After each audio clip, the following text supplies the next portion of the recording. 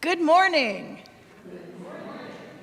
I am the Reverend Rachael Hayes, minister of the Unitarian Universalist Society of Amherst.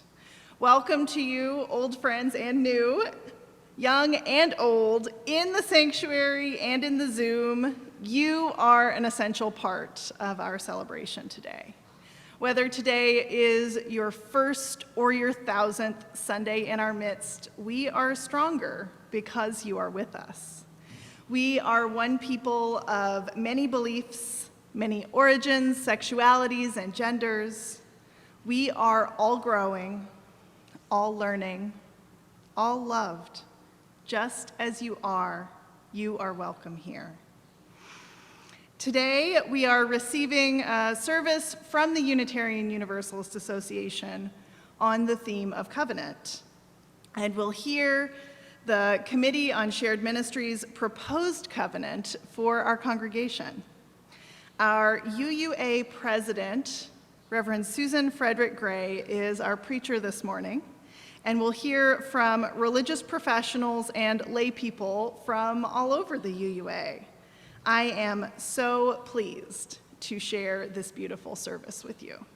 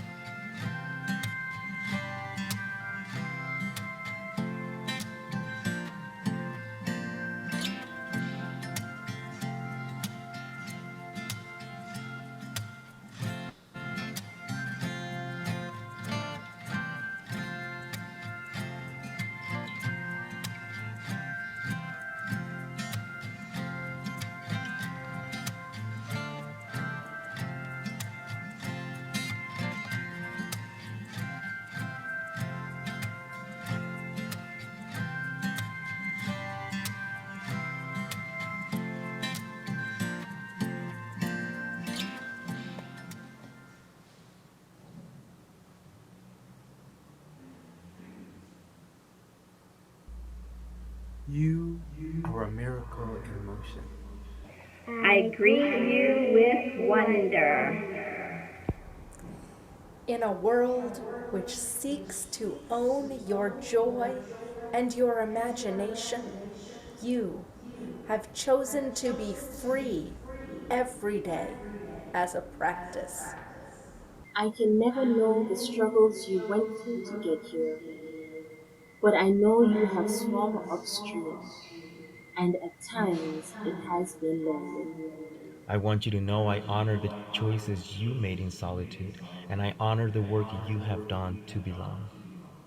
I honor your commitment to that which is larger than yourself and your journey to love the particular container of life that is you. You are enough. Your work is enough. You are needed. Your work is sacred. You are here, and I am grateful.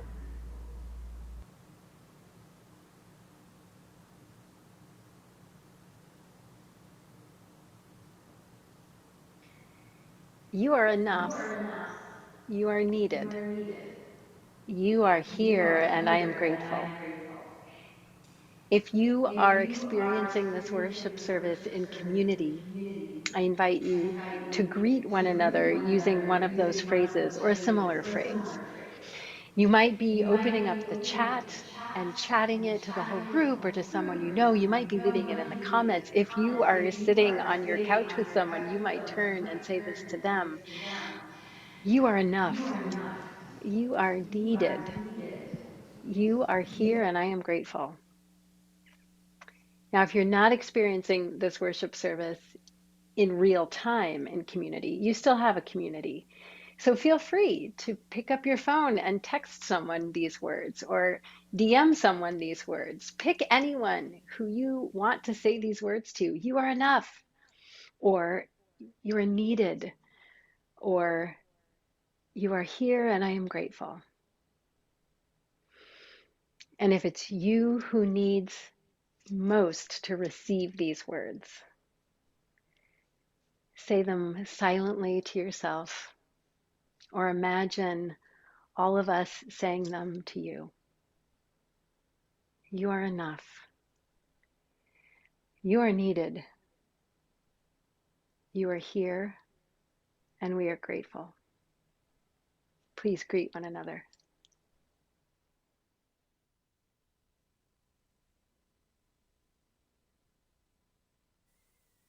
When I was younger, I enjoyed using multiple colors of embroidery floss to create friendship bracelets. Remembering the act of pulling each string into the other reminds me of the relationships we build together in our congregations and our wider association. Though our theologies, identities, and lived experiences vary, we choose to come together because we share a common vision. And just as when one of the threads fray a little and I gently pull it back into the pattern, so too do we call each other back into relationship when we inevitably fail to live up to our principles, values, and covenants. Friends, beloveds, may the light of our chalice illuminate the paths we're on and remind us that though our paths are many, we travel side by side, for our dreams and goals are woven together.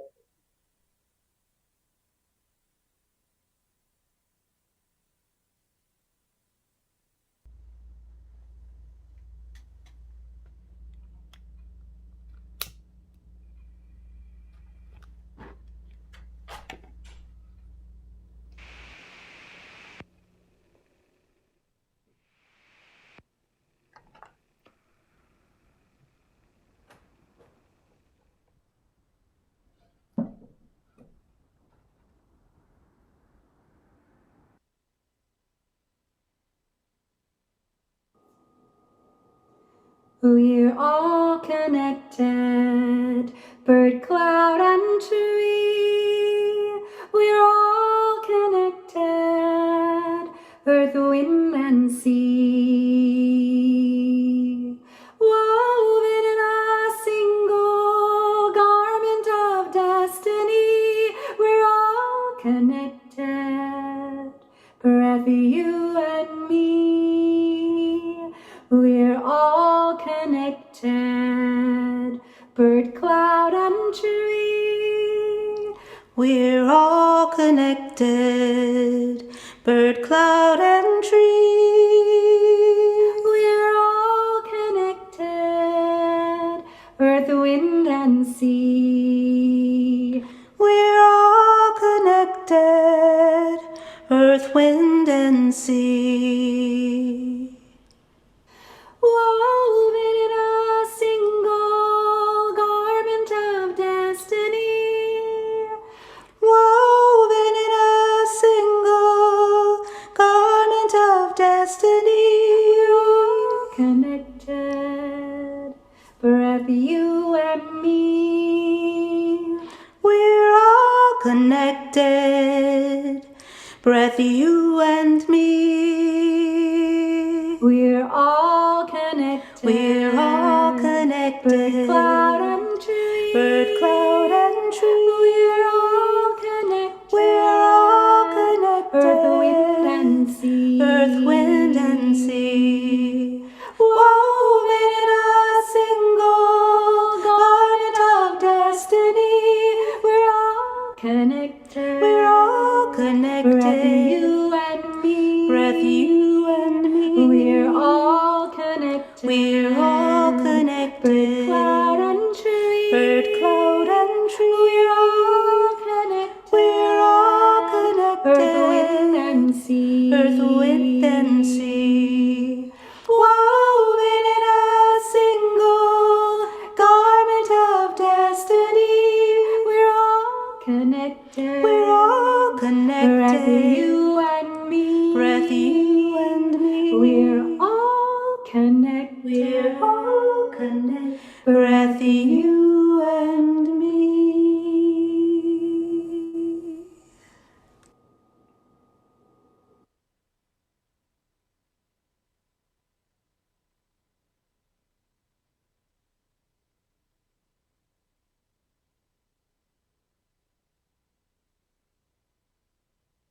Hi. So Sage. In Unitarian Universalism, we talk about how we are all connected.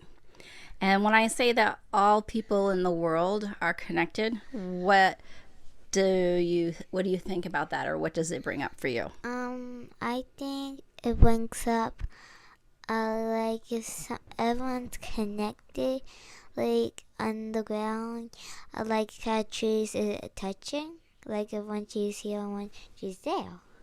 Right. So even though we can't tell that the roots of trees are touching, they're still touching and they're still connected.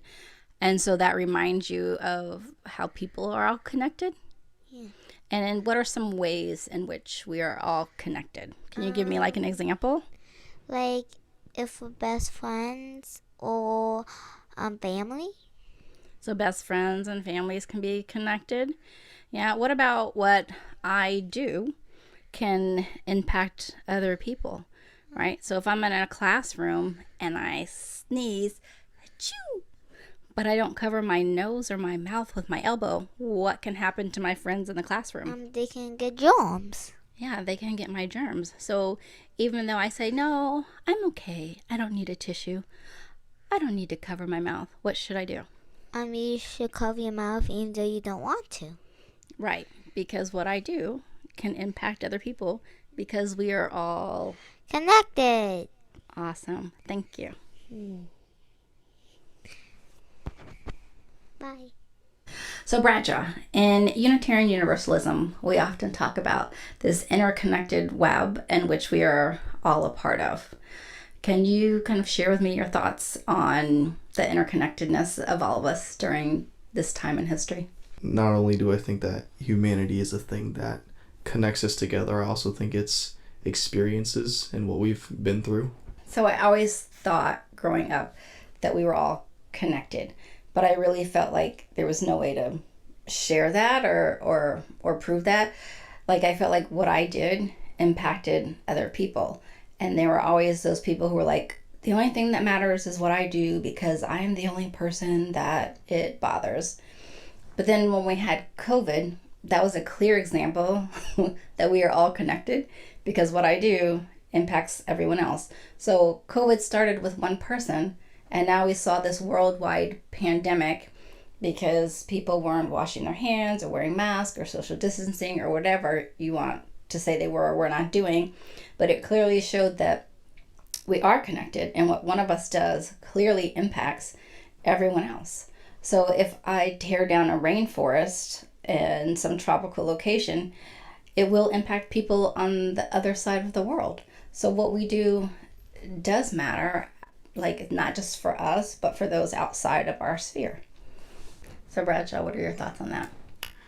I think that's true, but in the instance that you brought up with the trees being cut down, I think not only that connects us humans, but also us creatures of Earth, as that will affect the animals in the ecosystem. Oh, that's really good. I was only thinking of it as in terms of mankind, but I guess the interconnected web in which we are all a part also applies to animals and trees and whatnot. I really like that.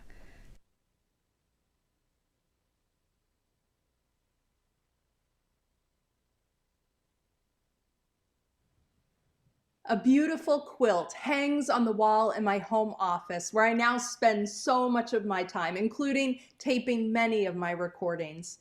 It was made by Unitarian Universalist Jennifer Centric, then a member of the First UU Church of Youngstown, Ohio, where I served as minister. I hung it up early in the pandemic when I realized that little office would be the place where I would spend most of my days. The quilt brings me joy. The cacophony of rainbow colors signify welcome and inclusion. Each triangle brings its own bright beauty, a celebration of the individuality of each person. And there's a whimsical line of stitching that runs throughout and along the quilt's border, bringing a feeling of playfulness and the joy that is present in belonging. As a whole, the quilt reminds me of how we are all stitched together, an expression of our fundamental interdependence. If there's one thing the last 2 years of pandemic have taught us, it's the reality of our inescapable interconnectedness.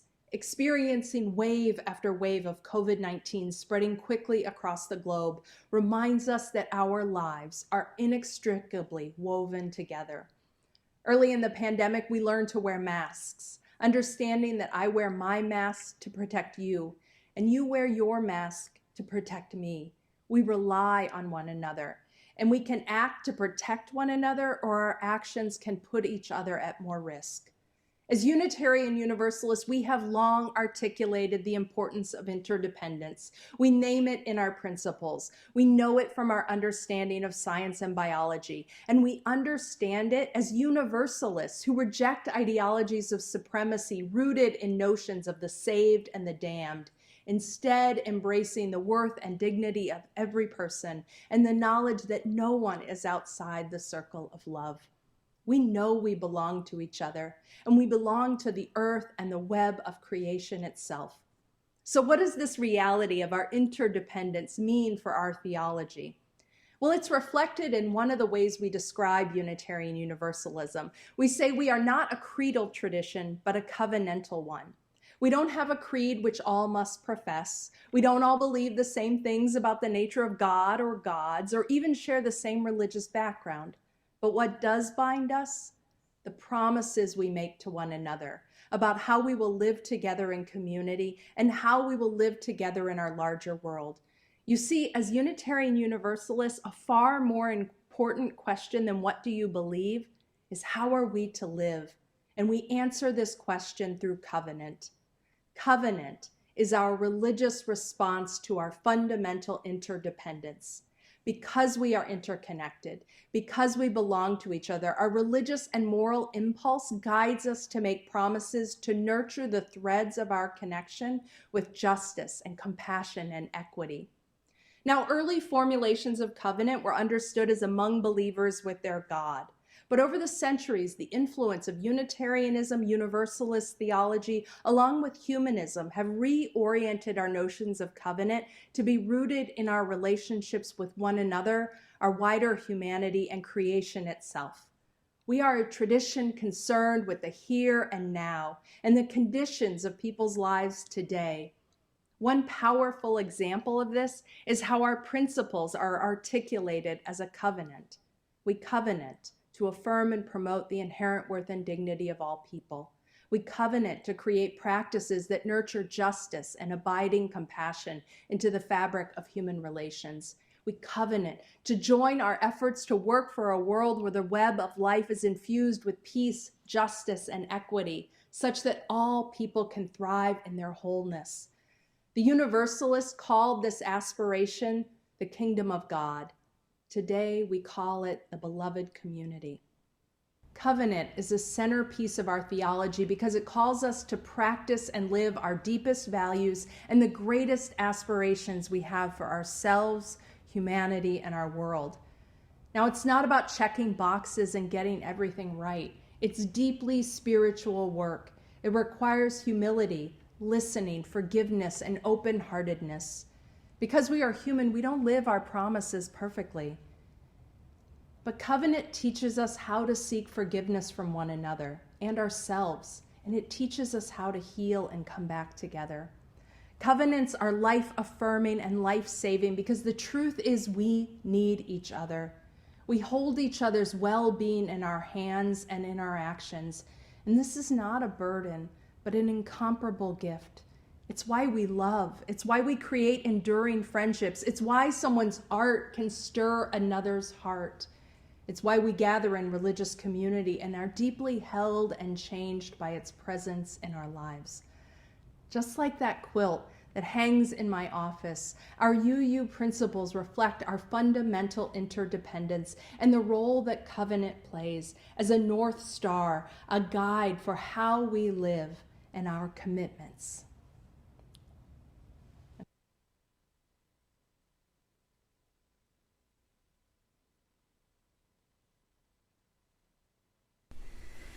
So, Sage, you asked earlier what it meant to be in covenant with someone.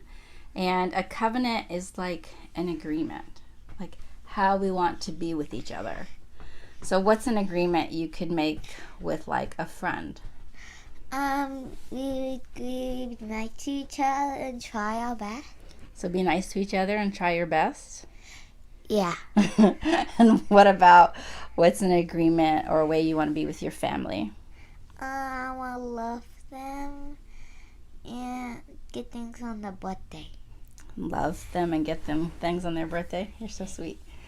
So what happens if someone like breaks the covenant? What happens if you and your friends agree that you're going to be nice to each other and you're going to have nice words with each other, and then one of you doesn't have nice words with each other? Then what happens? How do we come back into covenant or come back into agreement? You can say I didn't like it. That can you please take it back? Okay, so you can ask them to take their words back. Okay. Or we can also ask them, hey, what you said hurt me. Can you be more mindful next time about the words that you use? Huh? Okay. So it's not always easy, right? When we make an agreement with someone to keep it. Do you agree with that, or you think it's always easy? Sometimes. Yeah, sometimes. Yeah, so when you were younger, one of the things I said to you is that I would agree and covenant with you to use a nice voice, right? And not yell when I'm upset. But the other day, I was really upset because I was having a hard day. And I went to say something to your brother and sister. And instead of just saying it, Mommy yelled. Was that nice of me? No. No, right? Because I had agreed, right, to use a nice voice. And I yelled. But after I sat and I thought about it, I came back to them and I said, you know what? I'm sorry. Mommy agreed to use a nice voice with you, and I didn't do that. So I broke my covenant with them, right? Yeah. So I apologized and explained that I was having a rough day, but that was not a good reason for me to break covenant with them. And we talked about it, and I apologized, and I said I'm going to try moving forward to use my nicer voice, right? Yeah. Do you think that was good? Uh-huh. And how do you think they felt? I think they felt proud of the mommy. They were proud of their mommy? Yeah. Yeah. And so they said, I'm glad that you recognized and you came to us and you said something about the way you were behaving. But sometimes we don't always notice that we've broken covenant, right? So maybe I came and I'm yelling at you and screaming at you, but then I don't ever come back and apologize. Then what happens? You break the covenant. I broke the covenant. But so could you say something to me about breaking the covenant? Yeah. What could you say to me? I say you broke the covenant. Can you please fix it? Okay, so you can tell me I broke the covenant and can I please fix it? And how in that case would I fix it? You might say sorry, or sorry I yelled. I'll try to not do it. Oh, that's nice. I'd say sorry I yelled, and I'm going to try in the future to not do that again. Yeah. Do you think it's good to have a covenant or an agreement with each other? Yeah. Why? Because if you break it, you learn from your mistakes. Because when you break covenant, you learn from your mistakes. Yeah. That's great advice, Sage. Thank you so much. Bradshaw, when we think about being in covenant with one another, what do you think of? I think of an agreement with peers that allows you to come to a better understanding of each other. So what happens if we break covenant? I know you had a situation with a friend where you all had an agreement about how you treat others, and one of your friends deviated from that covenant. So how do we work on coming back into covenant with one another? I would talk to them, explain to them what they did wrong, try to come to an understanding and work together to figure out a solution. All right, so talking about it. And do you think that when we break covenant with one another that it is possible to come back into covenant with one another? I believe that it is possible. Not all the time, maybe. Some people seem to not want to go into a sort of agreement, but for the people who are willing to change for the better, then yes. Yeah, I agree. Like, everyone within that group or within that community must want to be in a covenantal relationship in order for it to be successful. But as you said, if everyone is in agreement with the covenant and works to, uphold the covenant and come back into covenant, then I think it's something that can be successful in a multitude of situations. Would you agree? Yeah.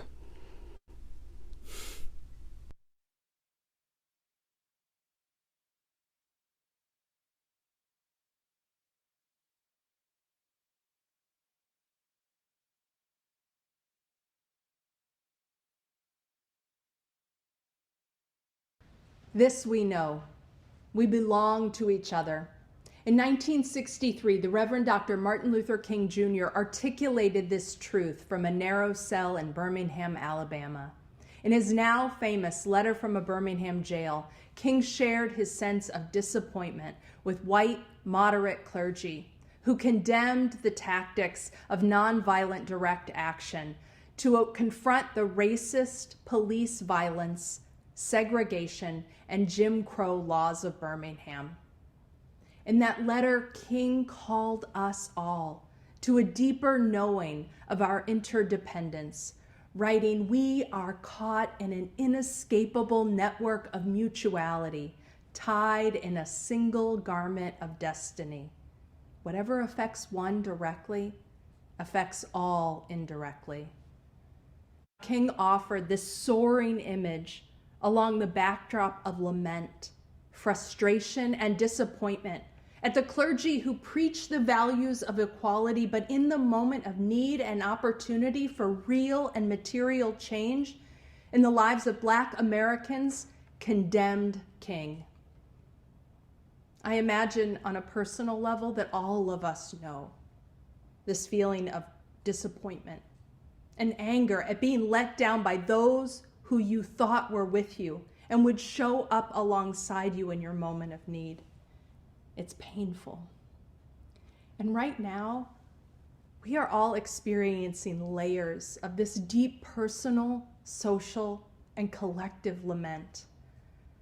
As a religious community, we know these things to be true, that no one is outside the circle of love, that every person has worth and dignity, that love and compassion are the foundation for the world we need.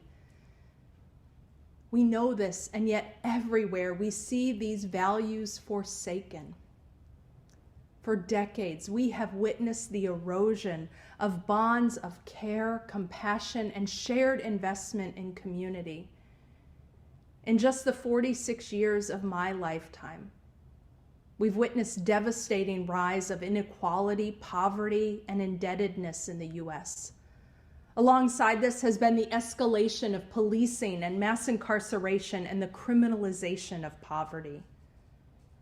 For more than a decade, we've witnessed the explicit political embrace on the right of dehumanizing and divisive rhetoric and policy rooted in racism, xenophobia, patriarchy, homophobia, transphobia, ableism, anti-Semitism, and Islamophobia. For years, we've experienced the growth of propaganda and disinformation. And now we are living with the direct impacts of this rhetorical and policy violence in the banning of books and the silencing of history, in the suppression of voting rights, in the caging of children, and in the vigilante violence and growing support of an authoritarian, anti-democratic, white supremacist movement in the United States. And it is against this backdrop in the US that the COVID-19 pandemic began.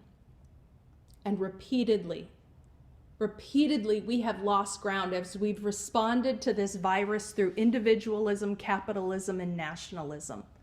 Whether it is the refusal to wear masks out of some distorted notion of individual freedom, or locking down borders in ways that betray racist assumptions, to treating essential workers as expendable, to failing repeatedly to put global vaccination ahead of profits, we continue to fail in our responsibilities to each other. We live in a web of interdependence, whether or not we wish it so. And suffering thrives where the bonds of our relationships are defined by exploitation and domination.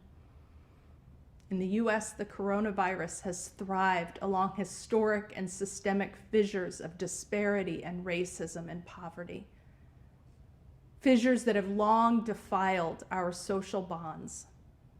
The impacts of these choices is that this virus has taken nearly 1 million lives in the US and caused so much isolation, despair, and trauma for all of us, but especially for those who are already impacted by systemic inequity and oppression.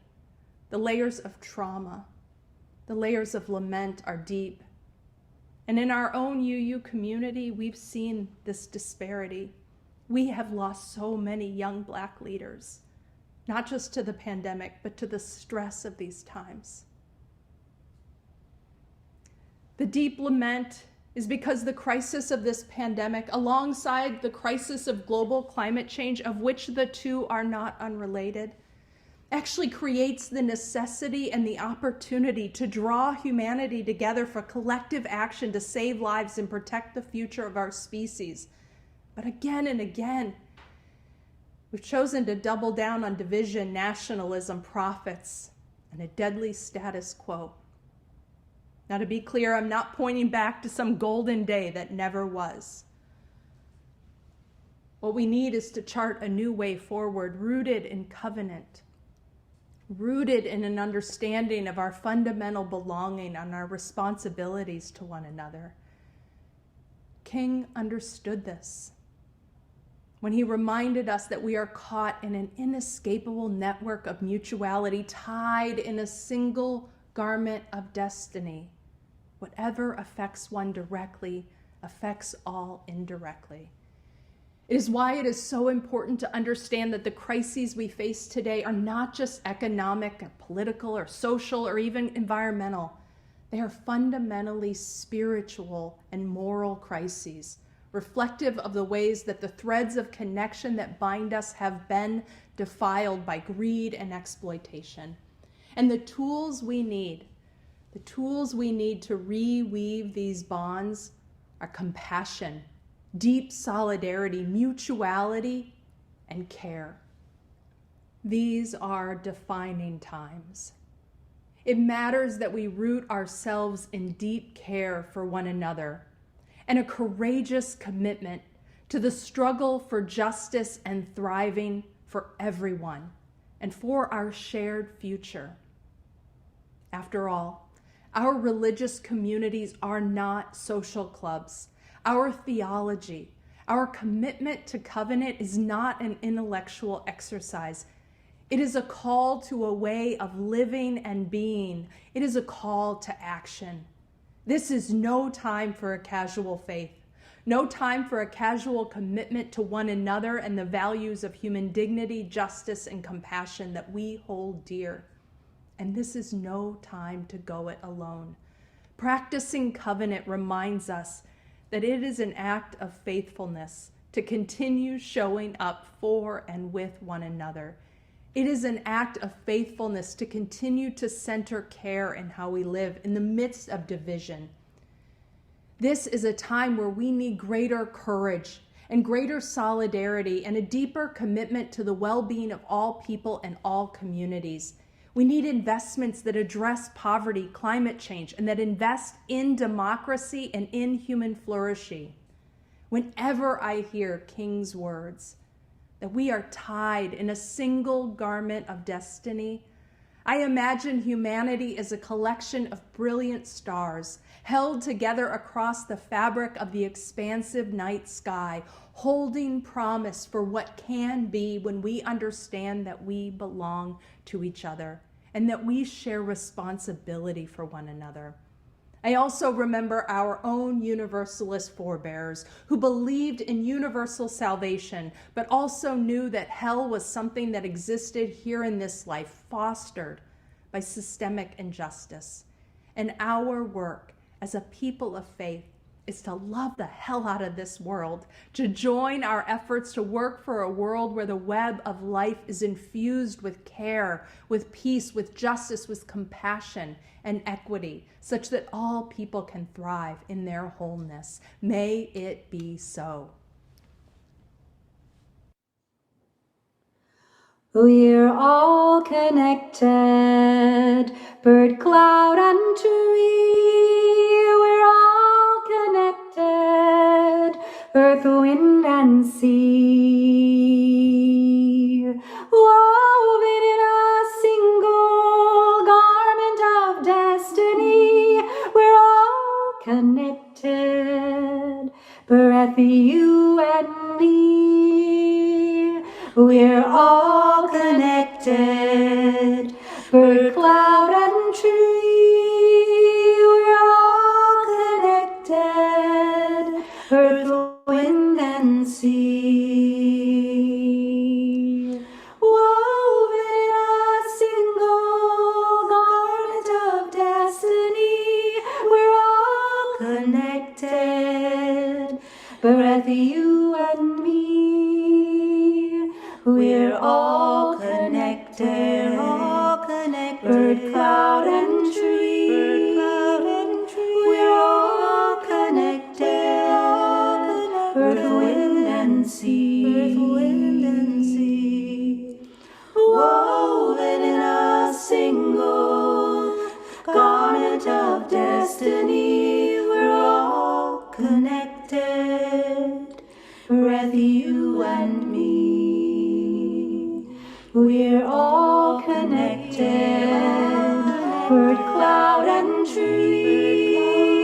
We're all connected, earth, wind, and sea. Woven in a single garment of destiny. We're all connected, breath, you and me. We're all connected, breath, you and me. This year, the concept of covenant, reviewing covenants from other congregations, and meeting with members of this congregation to get the input of the people here about covenants. We have drafted a proposed covenant that we would ask the congregation to vote yes or no on at the June 5th annual meeting.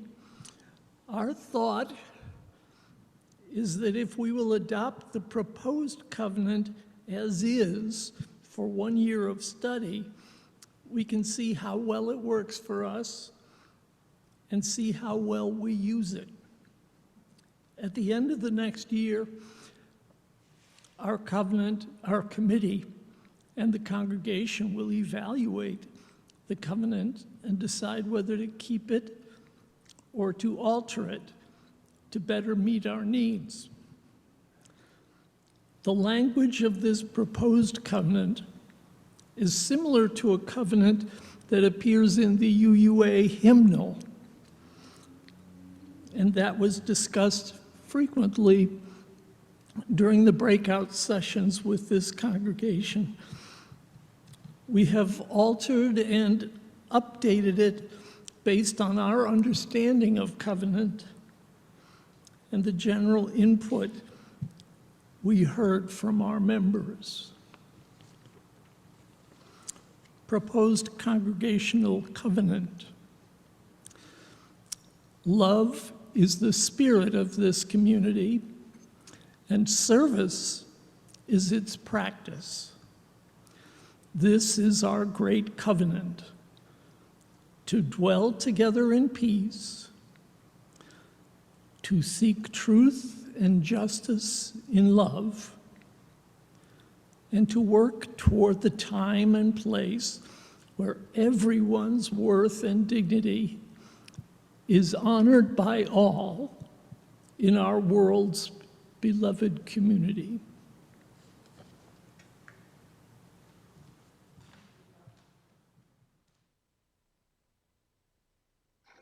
When covenant breaks. When covenant breaks, hope flickers, and doubt seeps in like floodwaters through the cracks in the basement. While the many return to the comforts of their congregation, we are left staring at the door that was slammed in our faces, wondering if we should walk back in and why. Our faith demands growth, demands inclusion of those who were never like us, whatever side of that us you fall on. But words can so easily be cast aside in the moment when they matter. Covenant is a promise that we will work together on a team we didn't choose, doing group work we like the idea of far more than the thing itself. It is the radical answer to a radical goal, at least on paper.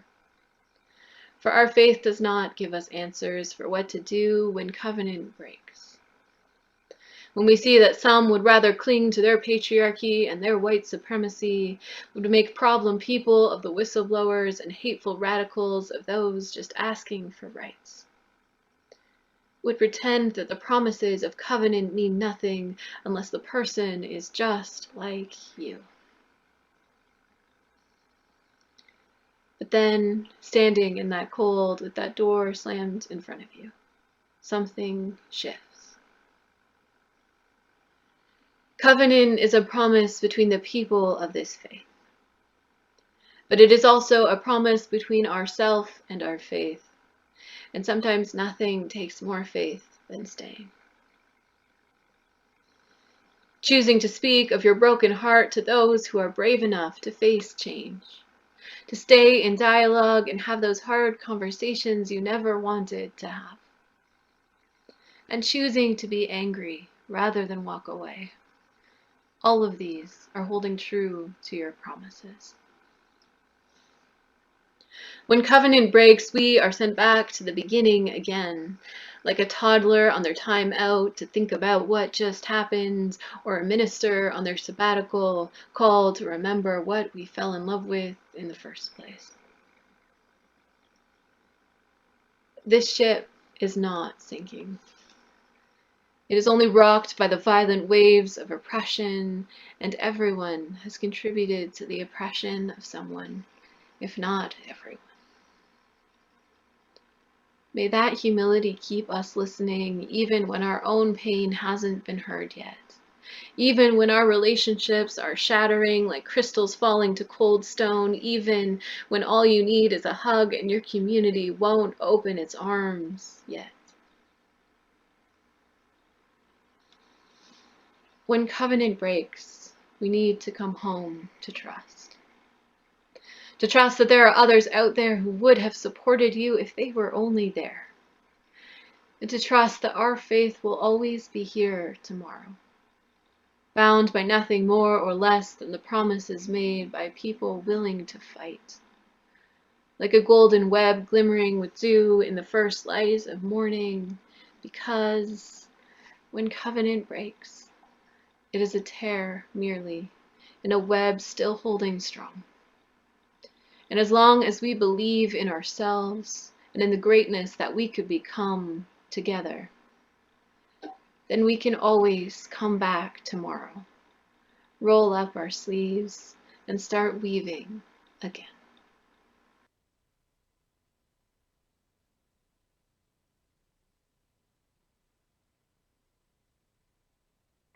When I invite you to hold silence with me, I'm not instructing you to hold still. In fact, you might rise in body or in spirit, or you might shift your position, whatever helps you turn your body and your heart into the most receptive vessels possible. It might even help if you want to hold something like a chalice, so that its weight reminds us that even silence can be sacred. So if you find that your mind gets very, very restless, you might remember that one purpose of silence is to notice and observe. Another purpose could be to prepare ourselves for the singing and the prayer and the work ahead, to till that receptive ground. Another purpose might be just to take in everything that's been offered so far. And it might be easier knowing that we're doing it together. However you make yourself comfortable, please share some silence with me.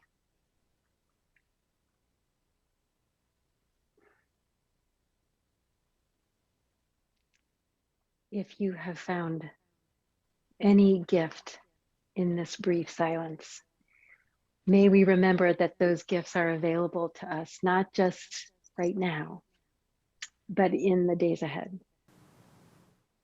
All of us have hearts full of holes where arrows have landed. And all of us at some time or another have been the person who inflicted that hurt on someone else. How many times and in how many ways can you think of the times that you have felt stung, that you felt a relationship been torn asunder? And how hard is it to take the armor off and to do that vulnerable work of seeking repair, of asking forgiveness, of extending trust once again, or of naming the things that we need from each other in order to begin that work of returning and returning and returning. Whatever the word prayer means to you, however you understand it, I invite you to pray with me.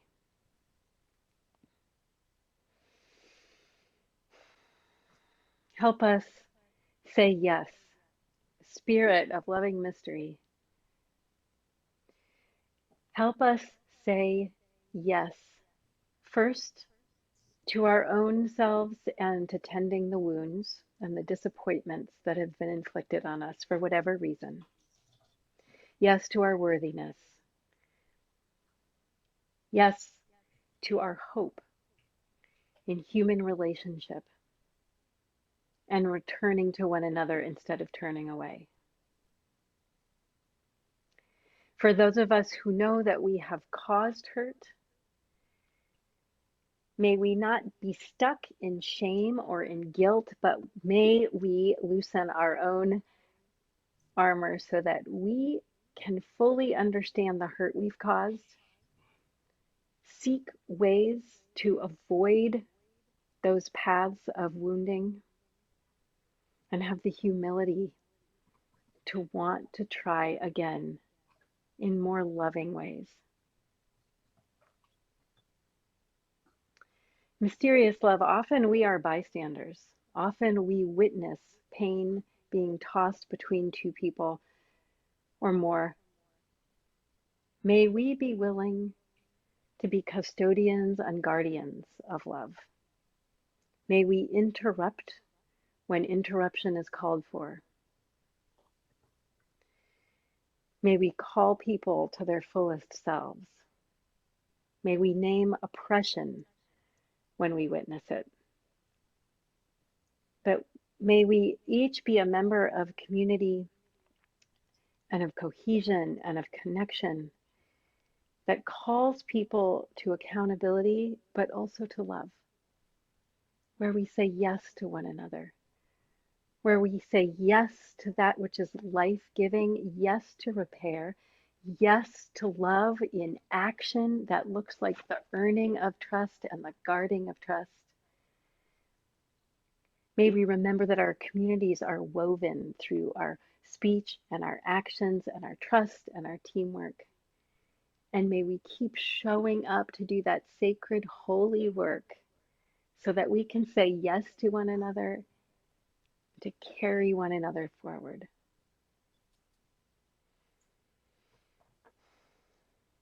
May it be so for our relationships that are virtual, that are in person, that are chosen, and the relationships that are part of the yes we said long ago to being part of Unitarian Universalist community.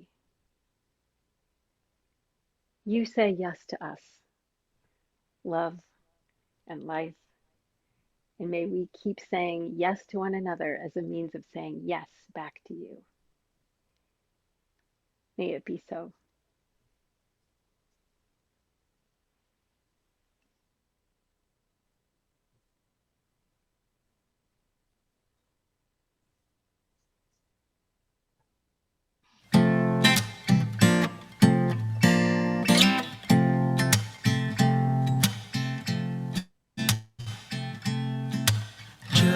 Just as long as I have breath, I I must must answer yes to life.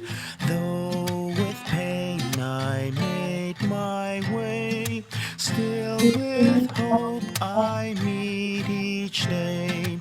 If they ask what I did well, tell them I said yes to life.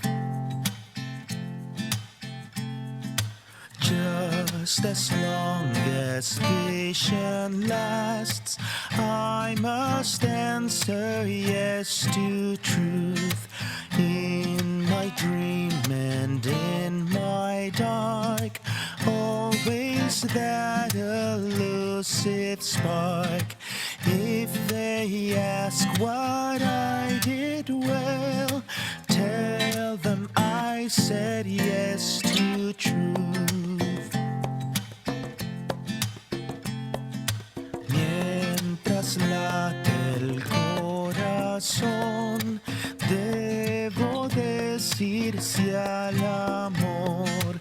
Me dolió la decepción y aún así te di el perdón. Si preguntan qué hice bien, diles dijo sí al amor.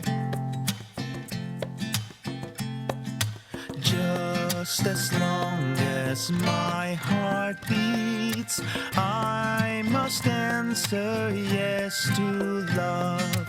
Disappointment pierced me through, still I kept on loving you. If they ask what I did best, tell them I said yes to love.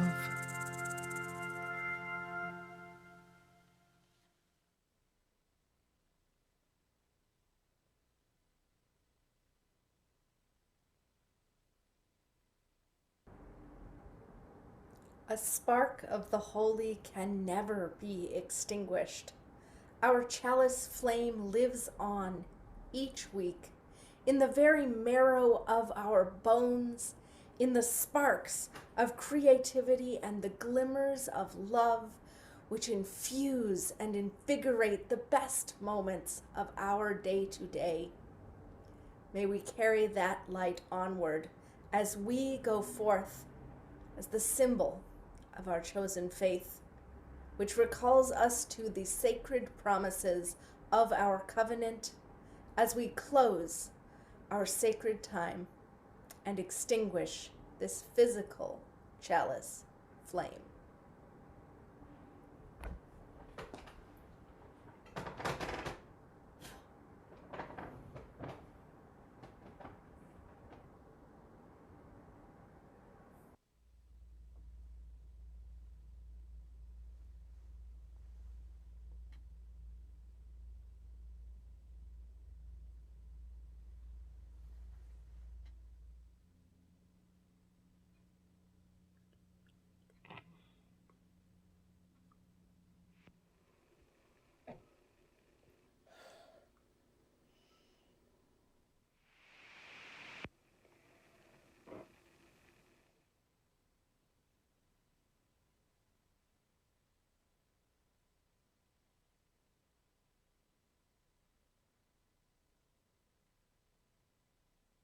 We are not alone, though sometimes we forget that truth.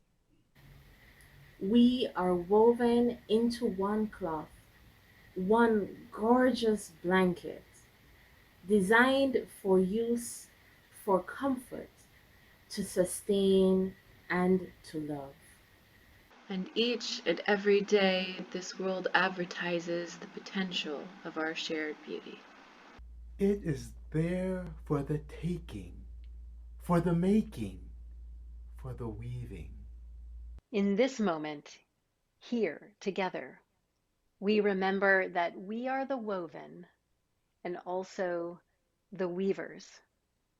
Each of us rooted in generations and stretching towards the future.